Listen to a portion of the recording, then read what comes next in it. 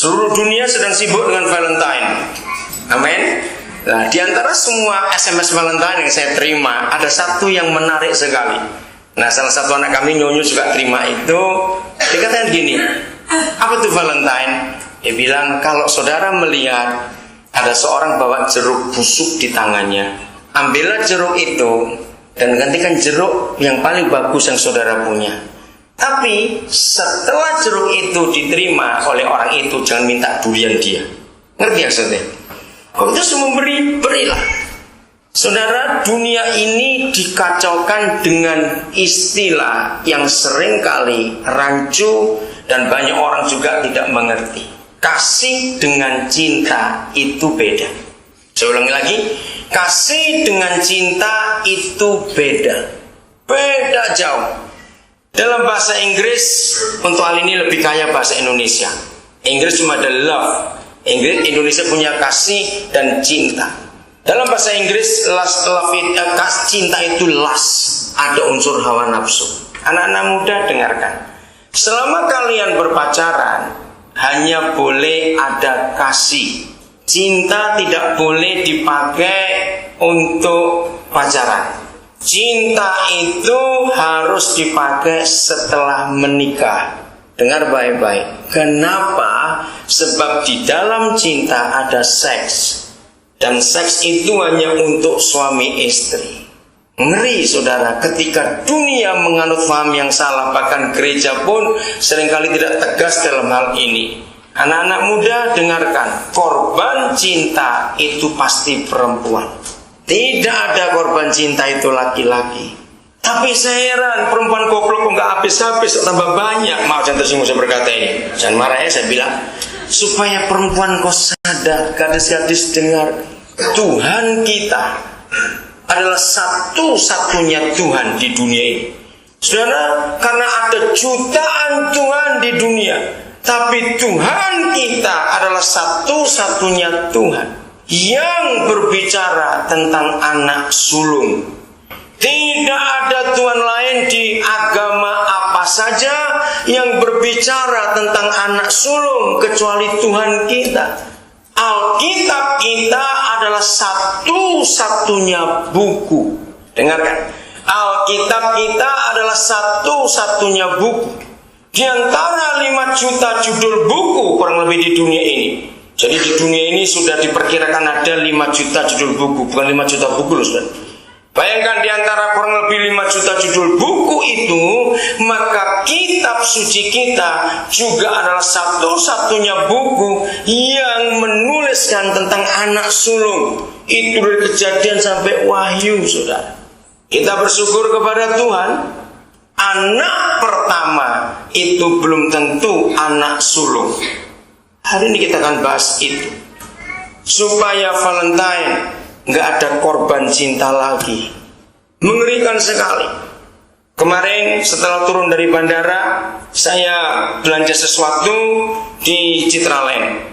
Begitu saya cari taksi untuk pulang dengan satu anak saya, dia guru di Citraland juga, sekolahnya Ciputra.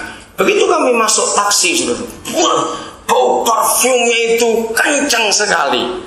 Nah, supirnya sudah tua. Jangan kaget, Pak. Tadi saya baru bawa satu cewek cantik sekali. Di taksi ini dia semprot badannya. Mau taksi sih, saya mabok ini, Pak. Nah, terus anak saya tanya, Bapak dapat dia dari mana? Dari mana gitu, di Tamrin, terus ada di karaoke situ. Saudara, terus dia cerita orang tua ini bagaimana. Begitu menyedihkan keadaannya. Masih muda, Pak, di umur 25. Tapi suaminya itu hampir bedanya 30 tahun. Suaminya sudah tua, sudah punya 4. Nah, terus saya tanya, Mbak, lah kok suami nggak diajak? Oh, dia kerja di Dumai sana. Saudara, tahu arti itu? Dia bapak itu cerita, oh ini Valentine Pak, ramai sekali begini-begini. Begitu menyedihkan.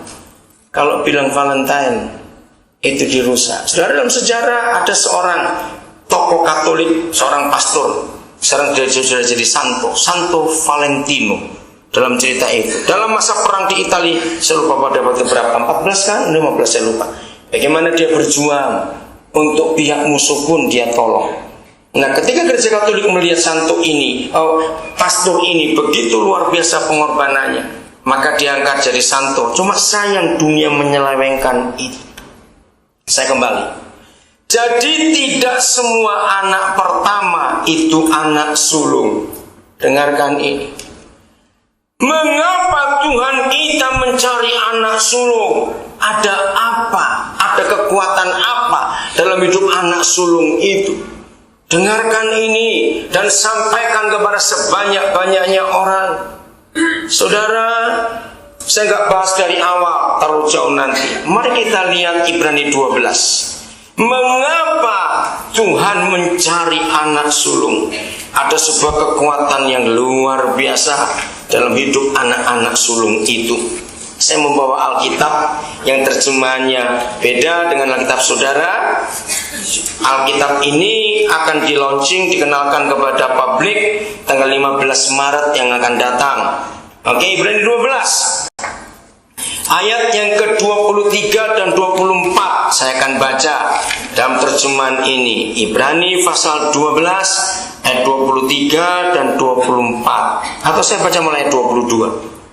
Namun kamu sudah datang ke gunung Sion dan ke kota Elohim yang hidup, ke Yerusalem surgawi dan kepada berpuluh-puluh ribu malaikat, kepada kumpulan dan gereja anak-anak sulung yang telah terdaftar di surga. Nah, kata ini saudara, jadi Papa itu merindukan ada sebuah gereja nanti di dunia ini yang anggotanya anak sulung semua. Siapa mereka?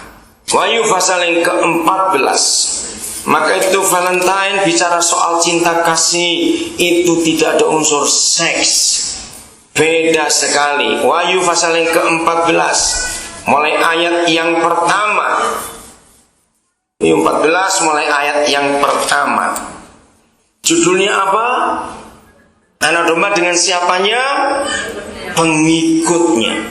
Dan aku melihat, mulai 1. Dan lihatlah, anak domba yang berdiri di atas bukit Sion.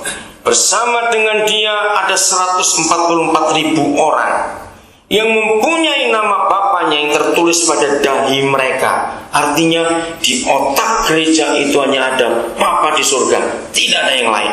Dan aku mendengar suatu suara dari surga seperti desau air bah dan seperti bunyi guntur yang dahsyat. Dan aku mendengar suara pemain harpa, kecapi, yang sedang bermain dengan harpanya. Dan mereka sedang bernyanyi seperti sebuah nyanyian baru di hadapan takhta dan di hadapan keempat makhluk hidup dan para tua-tua itu. Dan tidak ada seorang pun yang sanggup mempelajari lagu itu selain 144.000 orang itu yang sudah ditebus dari bumi. Siapa mereka?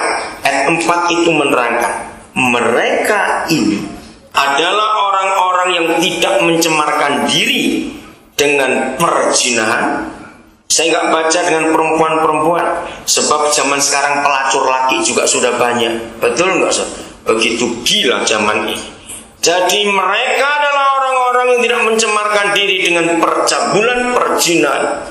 Karena mereka, Alkitab sudah berkata, murni seperti perawan. Di ayat ini karena mereka adalah perjaka. Mereka ini adalah orang-orang yang mengikuti anak domba kemanapun dia pergi. Mereka ini sudah ditebus dari antara manusia sebagai, Alkitab sudah bilang korban sulung, Alkitab ini bilang sebagai buah sulung di hadapan Elohim dan anak domba. Mereka ini di dalam mulut mereka tidak didapati tipu muslihat, nggak ada dusta, nggak ada kata salah. Nanti saya akan terangkan ini. Karena mereka itu tanpa cacat, ya, murni di hadapan takhta Elohim. 144.000-nya, saudara jangan bingung. Ini bukan angka mati, tapi saya persingkat saja. Di perjanjian lama ada peraturan. Ada 3 ruangan di bait suci. Halaman, ruangan suci, dan ruangan maha suci. Di ruangan maha suci adalah tempat Papa kita hadir. Dalam zaman dulu hanya setahun sekali orang bisa masuk, setahun sekali ketemu Tuhan, dan itu pun cuma satu orang yang pangkatnya imam besar. Nah, ruangan itu